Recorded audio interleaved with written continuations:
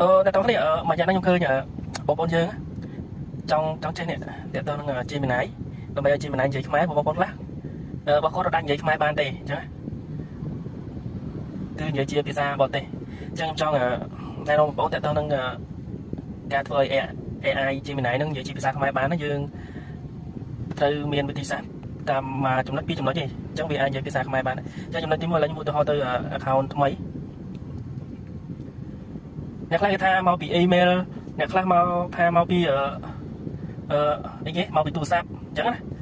អញ្ចឹងវាមិនមែនជាបញ្ហាហ្នឹងទេបញ្ហាហ្នឹងសំខាន់យើងអត់ដឹងគ្រឹះអញ្ចឹងជាមួយខ្ញុំដែរបងប្អូនមើលដើម្បីឲ្យជីមីណៃនិយាយខ្មែរមួយយើងបានណាយើងចូលមក email ហ្នឹង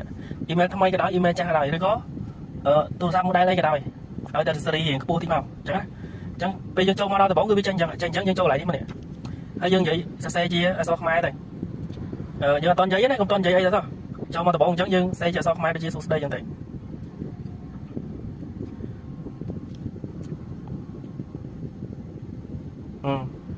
ហើយបន្តមកទៀតយើងកុំតន់អានទៀតយើងសេមកពេលទៀតយើងដាក់សួរទៅ AI ថាតើអ្នកអាចនិយាយខ្មែរបានអត់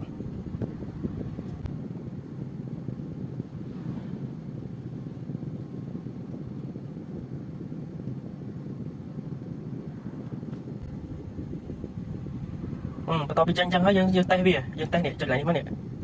អាក្បែរ microphone នេះ Hi, I'm Gemini. We're about to go live, where you can explore complex topics or ideas just by talking. តោះមកយើងនិចវាទៅហ្មងទៅ start វាហ្មងទៅ Great, let's get going. You can always change my voice in settings later.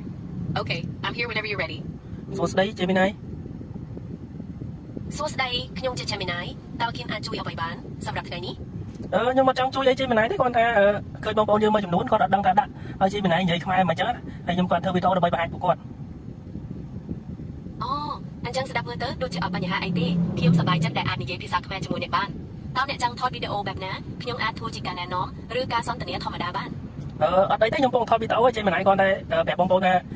ជួយធ្វើតាមការណែនាំរបស់ខ្ញុំទៅអញ្ចឹងណា